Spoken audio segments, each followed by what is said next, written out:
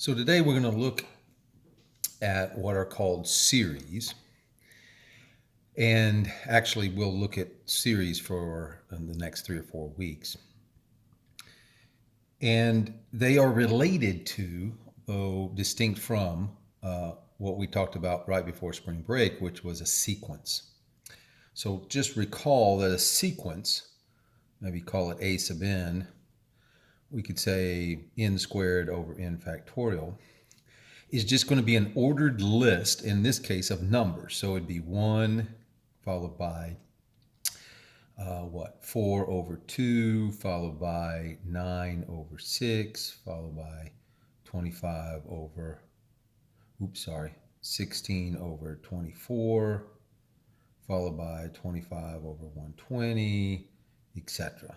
So again, it's just an ordered list. We just separate the terms with a common. We're just listing out the terms. So notice the input are the integers and the output are some real numbers. A series, on the other hand, takes the terms of a sequence and adds them together.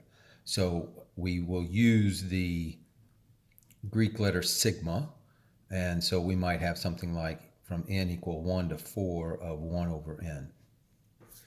So what we're going to do is we're going to add these terms up. So this would be 1 plus 1/2 plus 1/3 plus 1/4, which adds up to be 25 over 12.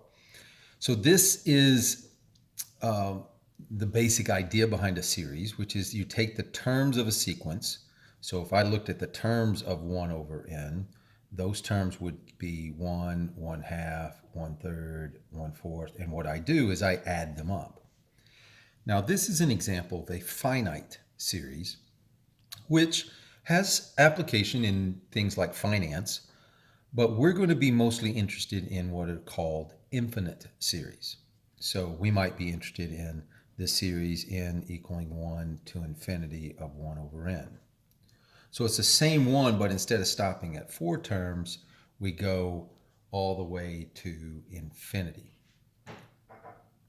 So the question that we want to be able to answer in this is, does an infinite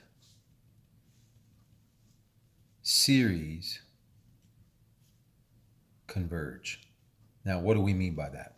Well, what we mean is that as you add more and more and more and more terms, as you approach an infinite number of terms, does the sum of those terms, does it approach some number?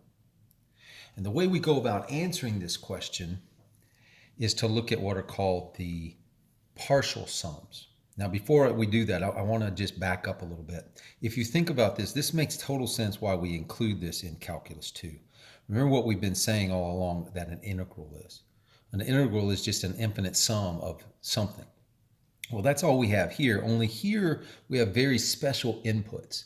Instead of the input values being all real numbers, here we have the input values only being integers. So this is a discrete function versus a continuous function that we worked with in integrals.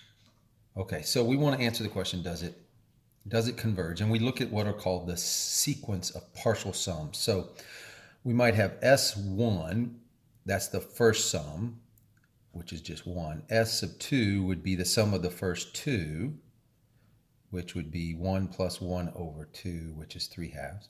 S sub 3 would be the sum of the first 3, which would be 11 over 6. S sub 4 would be the sum of the first 4, which would be 25 over 12.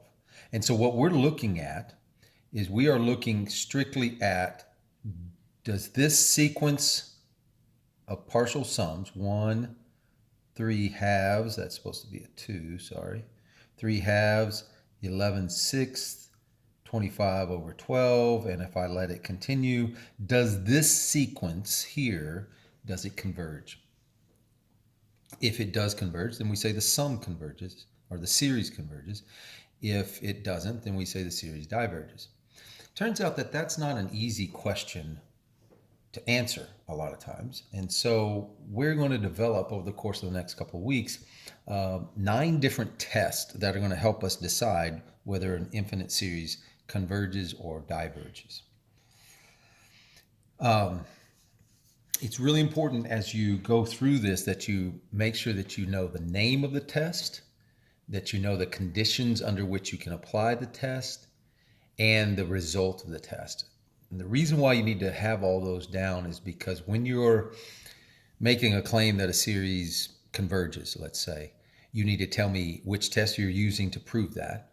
You need to make sure that you can apply that test, if the conditions are met, and then you need to make sure that the outcome or the result of the theorem or the test matches up with what you're saying that it does.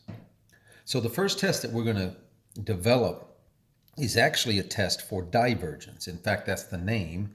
It is called the test for divergence. And basically the test for divergence, and I really want to emphasize this, it is only going to tell us if an infinite series diverges. It never can be used to tell us whether an infinite series converges. And I emphasize this because every semester I have students who want to use it as a way to prove that something converges, and you can't do that. So here's what the series basically, or the test basically says. Actually, before we get into the test, let's look at an example here. Let's look at the series, the sum of 1 plus e to the negative n, and we'll start at 0 and go to infinity.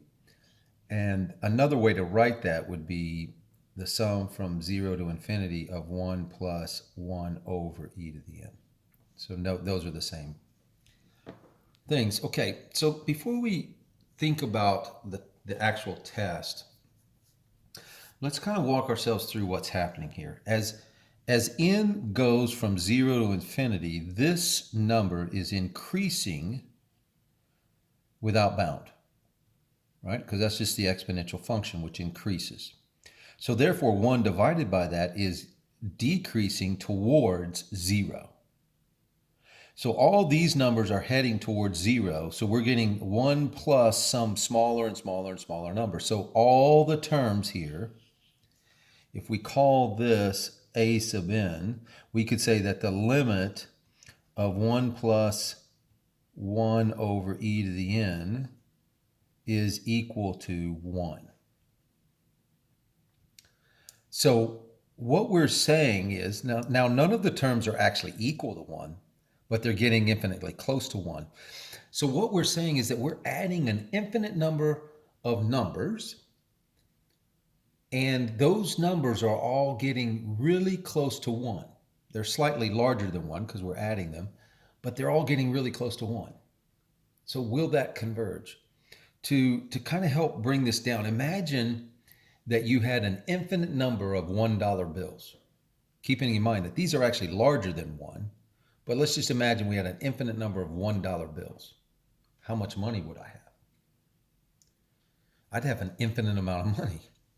So obviously, I think that this doesn't converge because these numbers are all going to be slightly larger than 1, and when you add up an infinite number of numbers larger than 1, you're going to get an infinite number.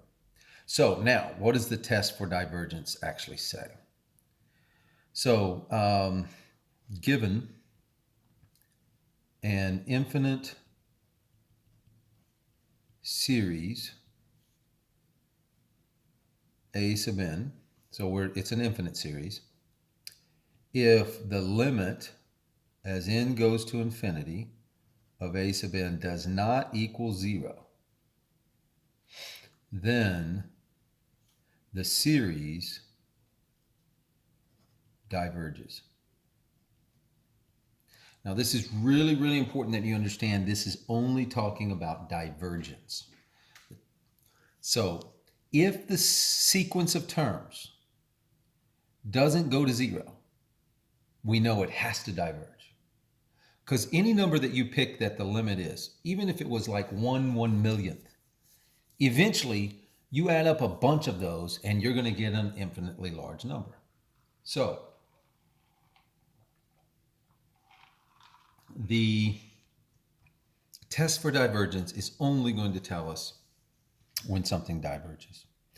Note, in particular, if I consider the sum, the series 1 over n, 1 to infinity, note that this sequence of terms does go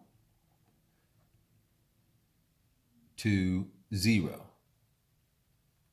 So therefore,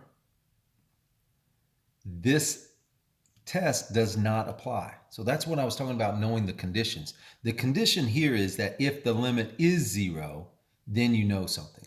If the limit is not 0, then you know something.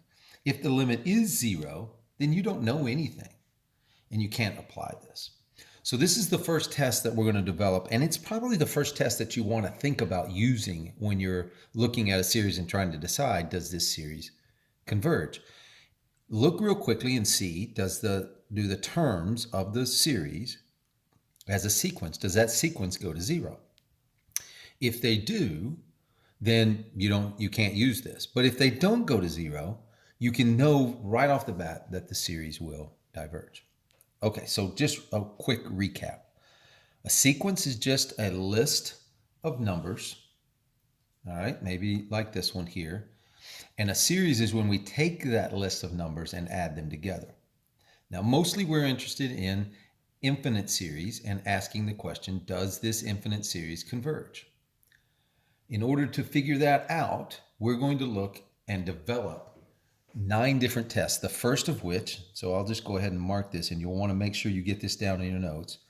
The first test, and the first one you probably want to apply, is the test for divergence. And it basically says this, that if the terms that you're adding up, if the limit of those terms is not 0, then you know that the series must diverge. Now, just to preview what's coming in the coming up videos, we're going to be looking at other types of series, some specific types of series. We've already talked about a geometric sequence. We're going to look at a geometric series, but we're also going to look at other ways of proving, other tests that will help us prove whether a series converges or diverges.